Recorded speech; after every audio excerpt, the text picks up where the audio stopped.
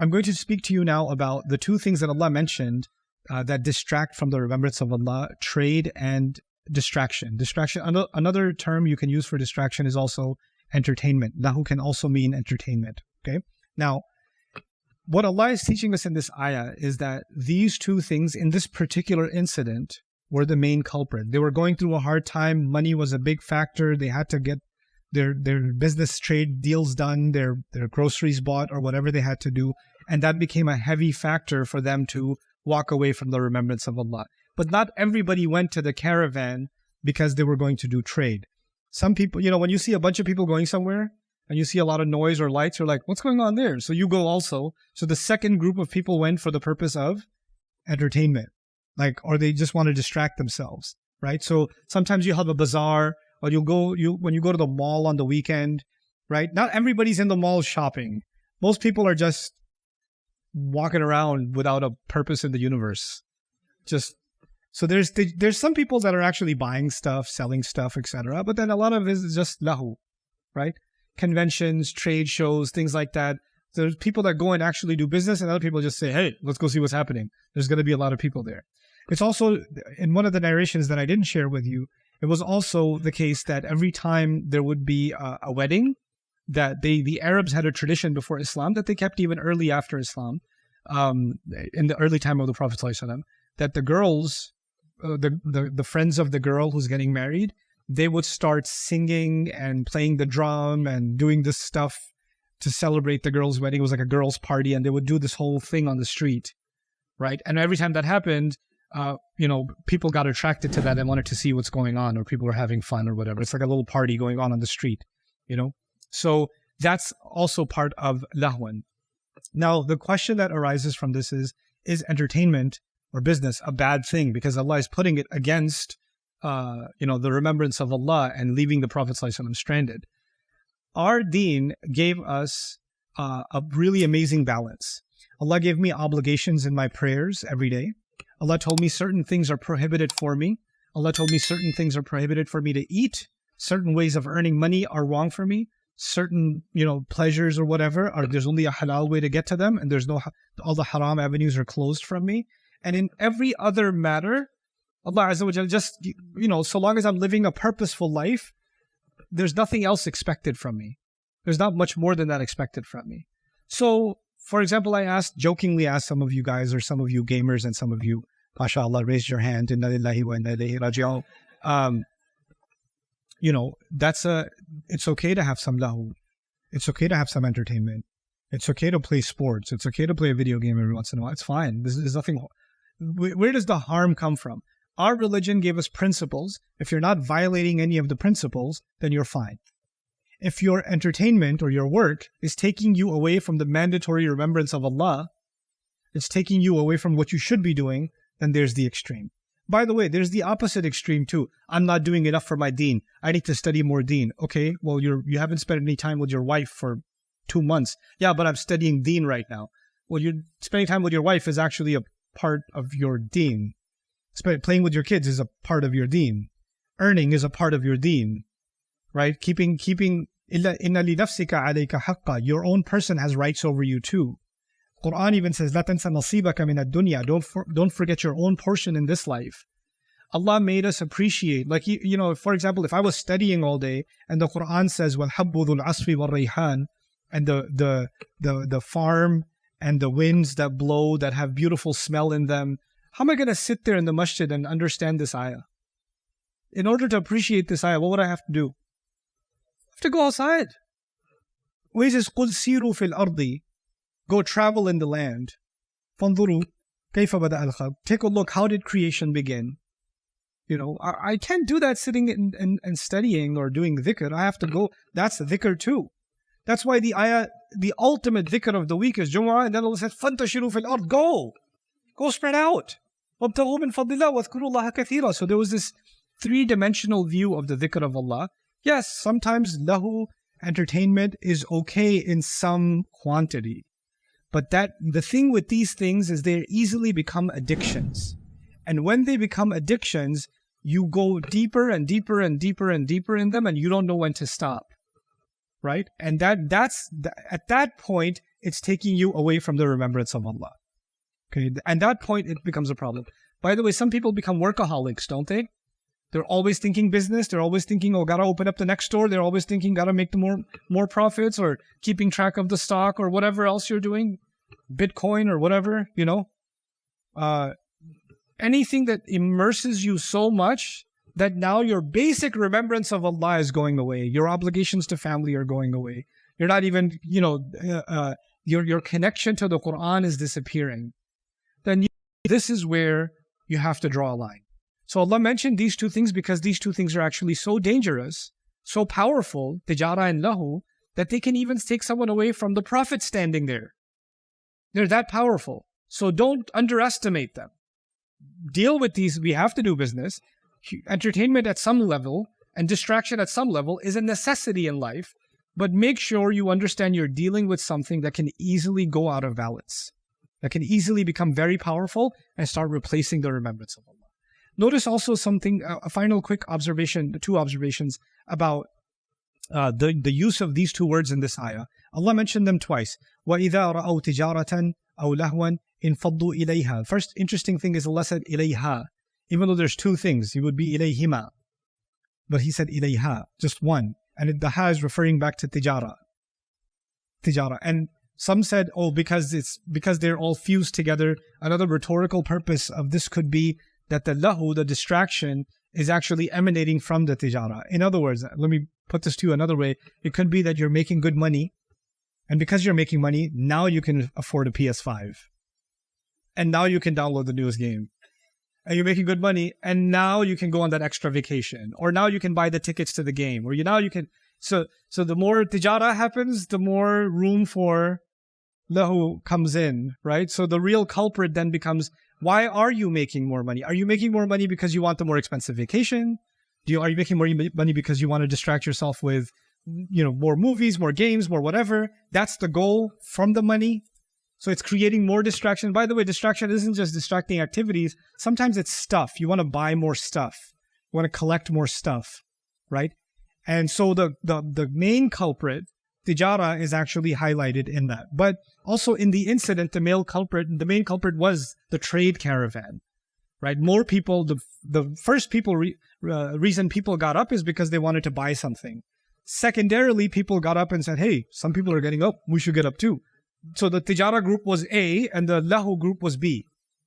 But then at the end of the ayah, Allah flipped the equation. He flipped the sequence. He said, قُلْ مَا عِنْدَ اللَّهِ خَيْرٌ. Tell them what Allah has in His possession is better. مِنَ اللَّهْوِ وَمِنَ التِّجَارَةِ.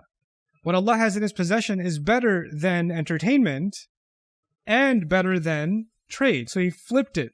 So in the beginning of the ayah was tijara lahu, and at the end of the ayah it's lahu tijara. What could the reason for that be?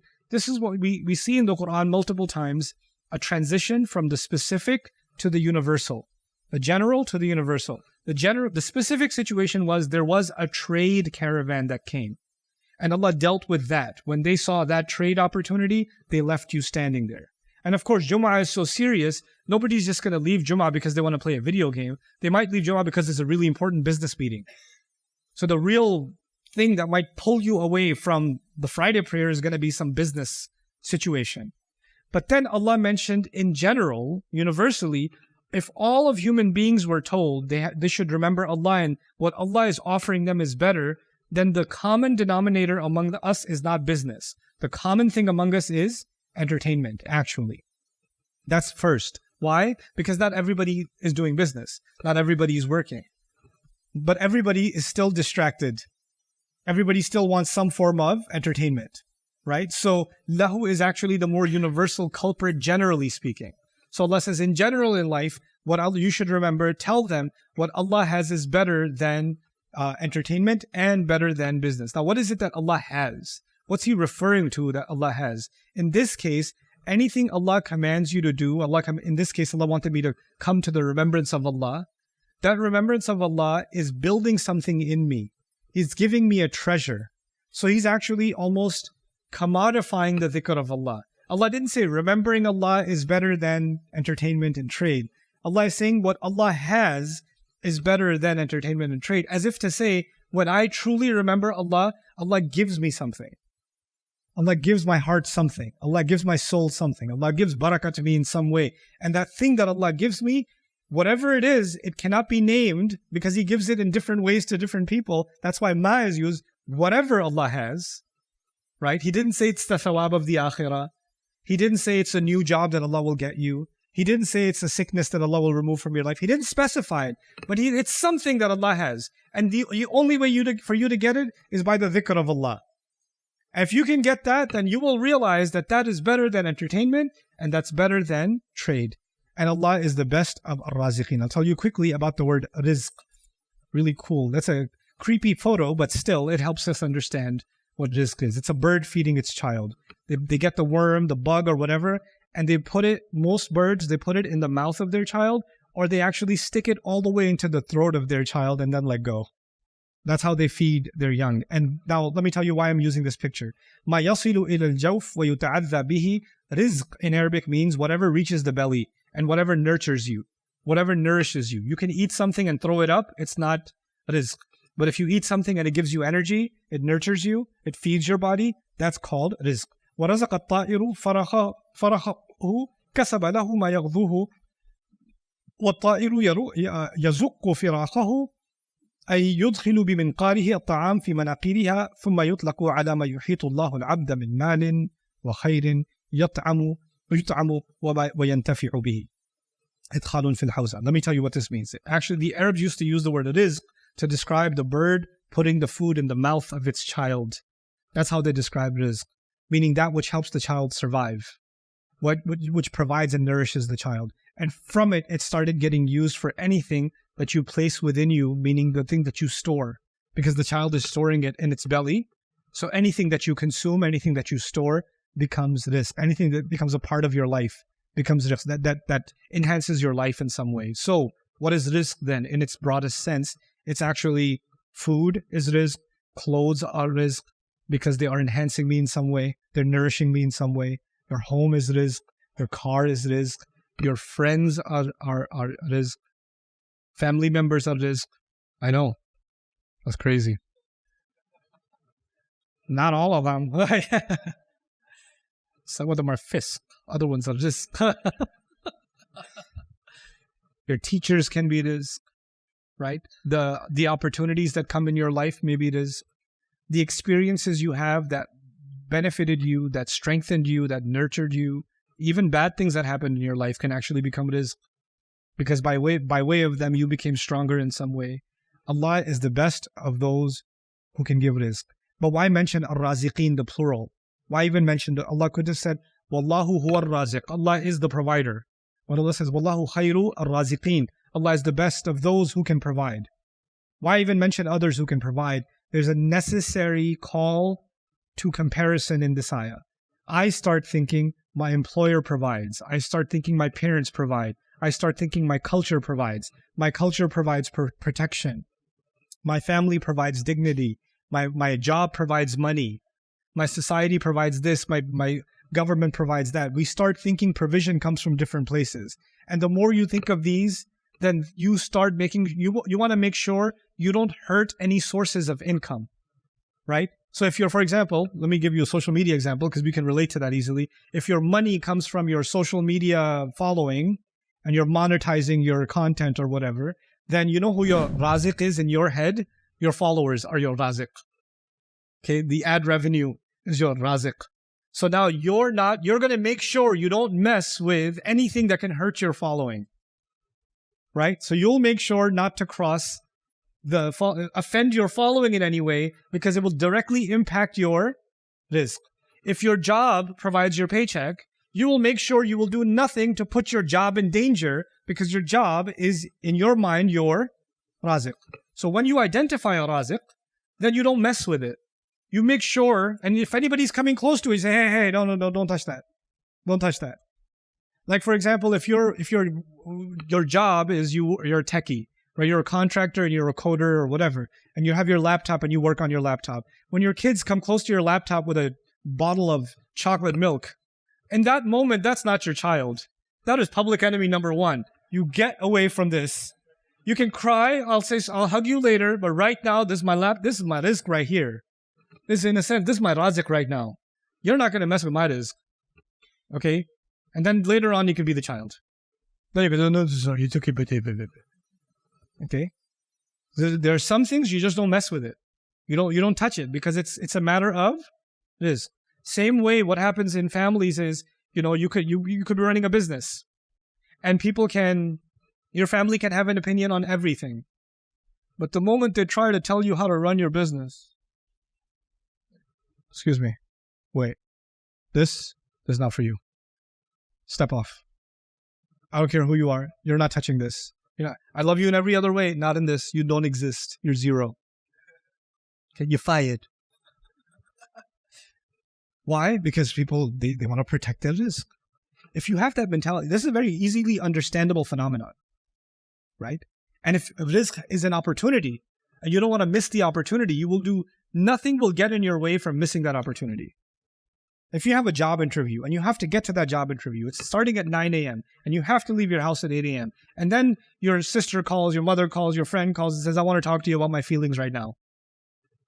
You can talk to me while I'm on the road. No, I need to talk to you in person. No, I have a job interview. No, forget your job interview. No, I will talk to you after. I'll say sorry. Do it first and say sorry later. I got to go. I'm going to do this job interview. I can't be with you right now.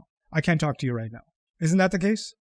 You're not going to let anything get in the way. When Allah calls Himself Khairul Raziqeen, you know what that means?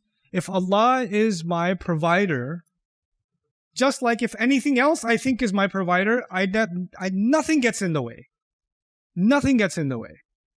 Then if Allah is my provider and He says, what I have is better than anything else, you know what that means? That means messing with Jumu'ah is messing with my Raziq.